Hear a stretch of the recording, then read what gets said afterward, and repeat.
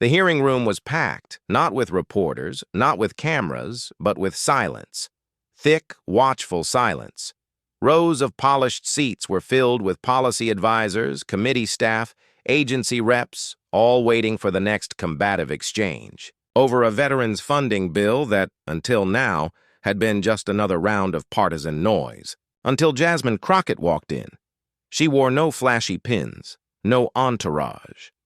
Just her notepad, a calm presence, and that sharpened edge in her gaze that only showed when something inside her had already snapped.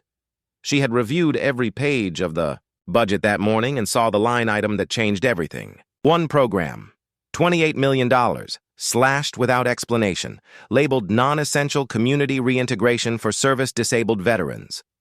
To most, it was a number. To her, it was a warning. The chair banged the gavel. This hearing will now resume. We're moving into final arguments before subcommittee markup. One representative, gray suit, smooth smile, leaned into the mic. We maintain that funding duplication across local veteran reintegration centers has led to bloat, inefficiency, and waste. Translation, Jasmine muttered. You cut something you've never visited. The man didn't hear her, but she wasn't speaking for him. She was speaking for the man 3 rows back, service dog at his feet, tremors in his hands, a visitor badge clashing with his worn-out Marine jacket.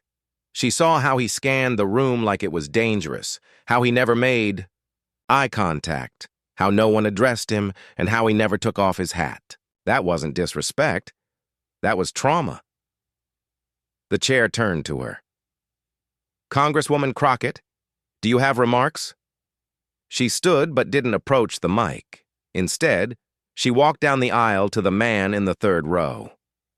Sir, she said softly, would you be willing to speak for a moment? All heads turned. Whispers cracked like static. I didn't come to talk, he said. I'm not part of the testimony list. You served, didn't you? He nodded.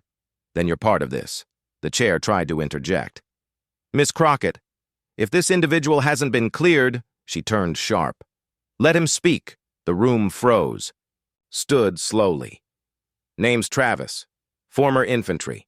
3 tours. 1 brain injury, 1 spine injury, and 1 country I still believed in. Silence. I went through the reintegration program you just labeled non-essential. You know what it did for me? It taught me how to sit in a room like this without sweating through my shirt. Helped me sleep more than 2 hours a night. Helped me speak without flinching. And it was the only place that treated me like a person, not a burden. A tear ran down his cheek. I didn't come here to cry. I came to watch how decisions get made. And I just learned how they get unmade. The chamber was still.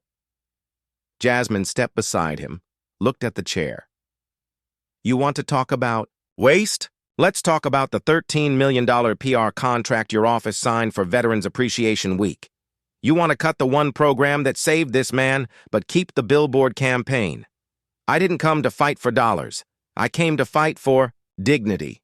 And I won't let this committee shame those who already gave more than anyone in this room ever will. People shifted. One staffer looked down. You know what's really wasteful? Making a man like Travis feel like he has to beg for care.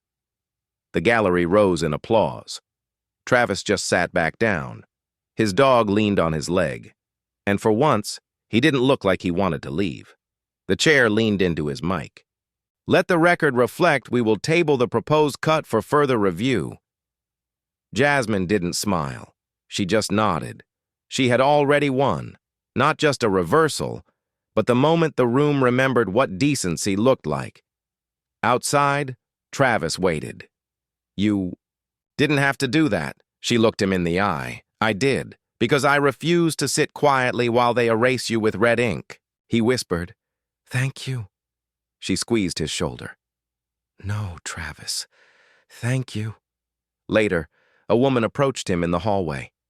My son served, she said through tears. He smiled more after that same program you mentioned, until they closed his center. Last year, Travis nodded. I'm sorry.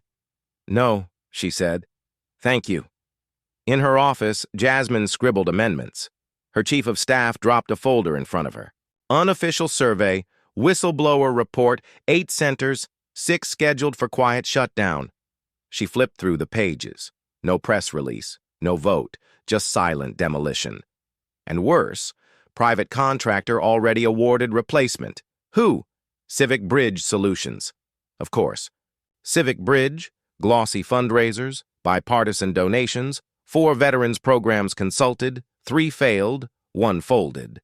And now they would modernize veteran reintegration nationwide. She pulled the contract, $9 million, no public bidding.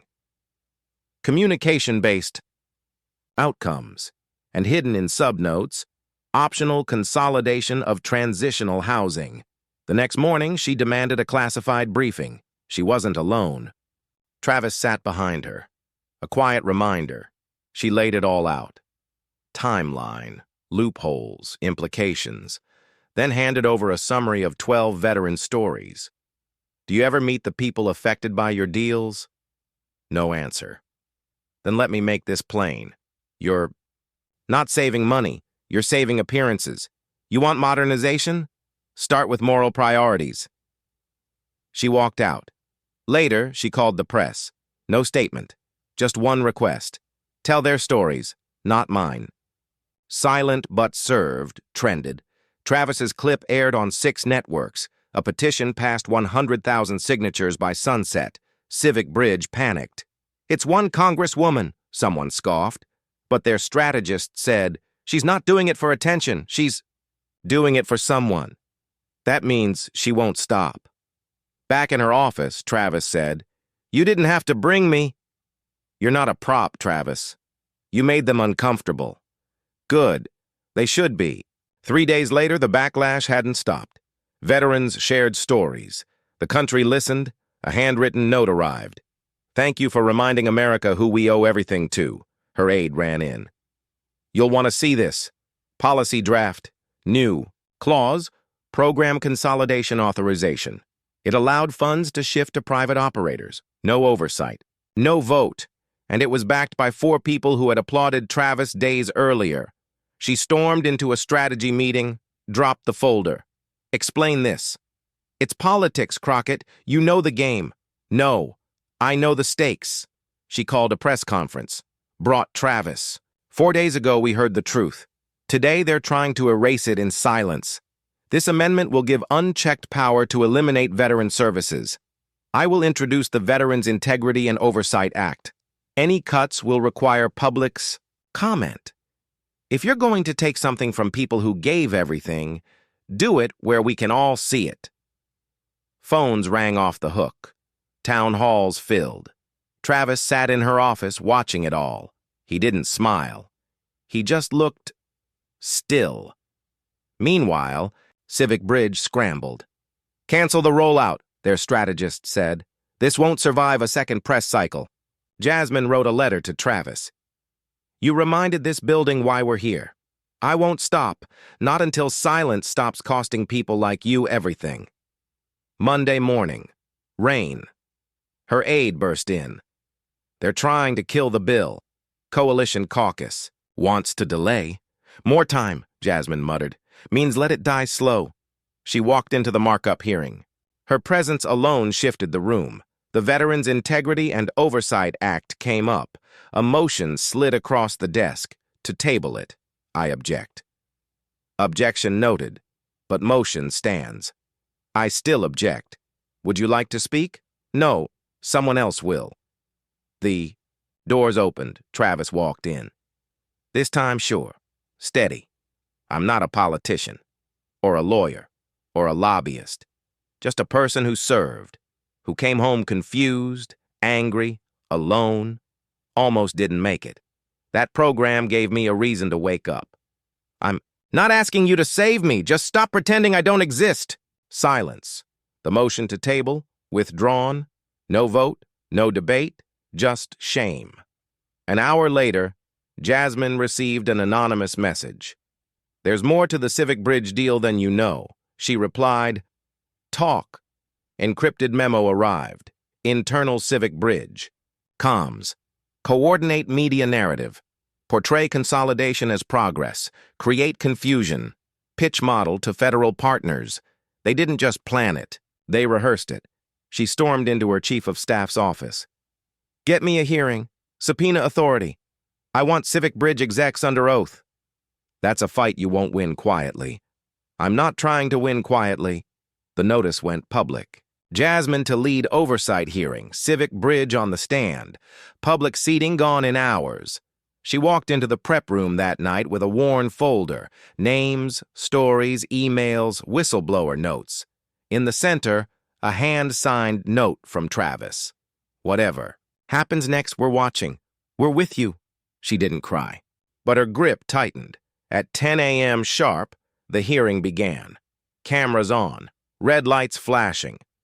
3 Civic Bridge execs sat down, blank faces, tailored suits. At the center, Michael Trenton, CEO, calm, detached. But it wasn't his room. Jasmine opened. Mr. Trenton, Civic Bridge claims to modernize veteran services, correct? Yes, Congresswoman. Including replacing community reintegration programs with digital outreach? Correct. We believe the future of care is tech-enabled. She clicked the remote. Behind her, the memo, dilute backlash through confusion. Did you approve this strategy? He hesitated. Our comms team drafts language to ensure clarity. Clarity? Or manipulation? No answer. Next slide. A graph. 60% dropout from Civic Bridge pilots in Mississippi, Ohio, Nevada. Next to it, homelessness spikes. Silence. Jasmine stared at him. You want to modernize veterans' care? Start by showing up. He didn't answer. He didn't have one. Tell me, Mr. Trenton, is that modernization? Jasmine asked, voice steady. Trenton adjusted his tie, flustered. These figures lack context, he offered weakly. You're right, she interrupted, lifting a handwritten letter. Let's add some. She read aloud. They told me I had to log in to schedule care. I don't own a phone. I sleep in a tent. The silence that followed wasn't empty. It was full, heavy. Behind her sat Travis, unmoving, flanked by veterans whose presence didn't need translation. Lived experience didn't shout. It waited. Jasmine turned back to the officials. Did your department review Civic Bridge's pilot program before expanding it nationally? We reviewed summaries submitted by the vendor, the deputy director replied. Did you visit a site? No, ma'am. Did you interview a single participant? No. Jasmine shook her head slowly. This isn't oversight, it's indifference dressed as progress. She stepped back from the mic, just for a breath, then leaned in again, looking straight into the camera. To every veteran watching, hear me, clearly. She held up the contract. This will not stand. Not now. Not ever. The room erupted, applause, murmurs, flashing phones. But Jasmine didn't flinch. No fist pump, no grin, just a nod. This wasn't victory. This was breach. That night, her office phone rang. Michael Trenton. No entourage, no spin. I didn't realize how far this had gone. Silence. You win, Congresswoman. I didn't come to win, she replied. I came to fix what you broke. A pause. We'll pull back the contract. Put it in writing. Deliver it to my office by 9 a.m. He agreed. Later, Travis texted, You didn't speak for me today. You spoke like me. That's different. She smiled and slept soundly for the first time in weeks. By 8:59 a.m., a sealed envelope had arrived in her office. Inside, 1 page.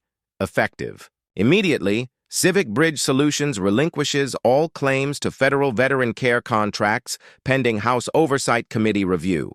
Signed, CEO Michael Trenton. Jasmine didn't smile. Print 5 copies.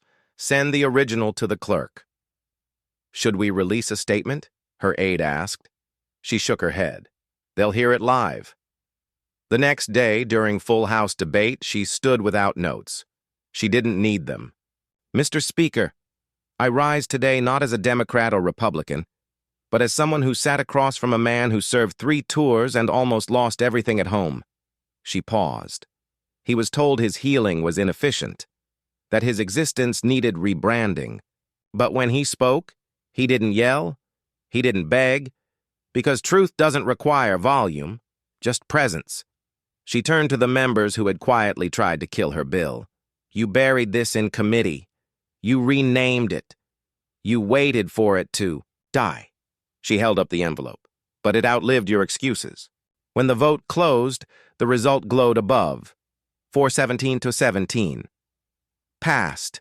Veterans in the gallery didn't cheer. They nodded. So did Jasmine. Mutual acknowledgement. That evening, in her office, voicemails poured in.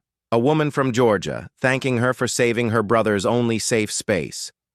A retired colonel calling her the first real spine in Congress. A daughter saying, "You made my dad cry. He hasn't since Iraq." Then a letter arrived. I'm Sergeant Angela Perez, 10 years active duty. After injury, I didn't leave my apartment for 14 months. Then I found one of those programs you saved. Now I run support groups there. Maybe I'm not just a survivor. Maybe I'm a seed. You didn't save a program. You saved a garden. Keep watering us. Jasmine folded the letter into her notebook next to Travis's first text. That night, anchors debated whether this was her defining moment. Political victory? Cultural shift? Leadership? She wasn't watching. She was walking unannounced through a reintegration center in D.C., just listening. You're her, huh? A vet asked. She smiled. Some days, you changed everything. No, she said. I just listened. You did the rest. On the wall, a wooden plaque. Not forgotten, not for sale. Underneath, scribbled in Sharpie. She kept her promise. Elsewhere, a lobbyist read the headline, Civic Bridge bows out under pressure. Veterans Bill passes in rare bipartisan win. You think she's done? One asked. The other scoffed. Not even close. Across the country, the Crockett effect had begun. Reintegration centers saw record engagement. Vets returned not for help, but to offer it. Jasmine hated the name. It's not about me, it's about who we listen to and who we don't. But the name stuck. A new folder landed on her desk. Invitation to the National Veterans Resilience Forum in Austin. No lobbyists. No cameras. Just truth. She went. Vets hugged her, not out of ceremony, but relief. One 64 ex-Marine whispered, I never felt seen till I saw you in that hearing. She held his hand. A colonel addressed the crowd. For 35 years I've seen bureaucrats talk like we're numbers. You weren't shocked by our pain, just furious it was ignored. He paused. Whatever you're planning next, we've got your 6. They stood. No music, just truth. Back in D.C., something changed. Lawmakers who once stayed quiet started reaching out. We want to work on this. Her answer, then start now. And they did. A bipartisan group was formed to audit all federal veteran partnerships. Jasmine called it the Travis Accord. Why? Because he spoke when no one else could. Travis refused the spotlight. He returned to his center, ran peer-led circles. Every Wednesday, one chair always left empty. Someone's still out there, he'd say. Jasmine visited a once-doomed center. No press, just painted halls and smiles. A young woman handed her a laminated card, the Veteran Crisis Line, smudged from where? My dad kept it in his wallet, said it helped him hold on. Jasmine took it. No words, just nodded. That night in her notebook she wrote, The fight isn't over. It never will be. But it's ours now, and we're not letting go. The Travis Accord was introduced the next morning. She stepped to the podium. No notes. You should never have to survive your own country, she said. Travis told me that in private. I'm sharing it now. The room broke, softened, hushed. After, a woman approached. My son's alive because of one of those programs. Jasmine. Then he's why it's still funded. Another added, You made Congress look like it has a soul again. She smiled. It never lost it, just misplaced it. That evening, a box arrived. No note. Inside, a folded flag and a photo of a community center in Iowa. One sentence, we renamed it, the Travis Center. She placed her house pin inside the box, marked it, deliver to Travis, in person. The next morning, she flew to Nebraska. No aides, no press, just a box. He was waiting. You didn't have to come, he said. Yeah, I did. She handed him the box. He opened it, paused, clutched the flag. They renamed it, she said. With your name. Figured you earned it. He looked at the field, silent. Then, thanks for making it feel like home again. Back in D.C., the Travis Accord passed. Quietly, a ticker on C-SPAN. But in the places that mattered, clinics, hotlines, meetings, things changed. People showed up. One night, Jasmine walked alone through the National Mall. On a bench sat an older man, a service dog at his feet. You're her, aren't you? Maybe. You didn't let us fade, she nodded. I didn't know you silence either.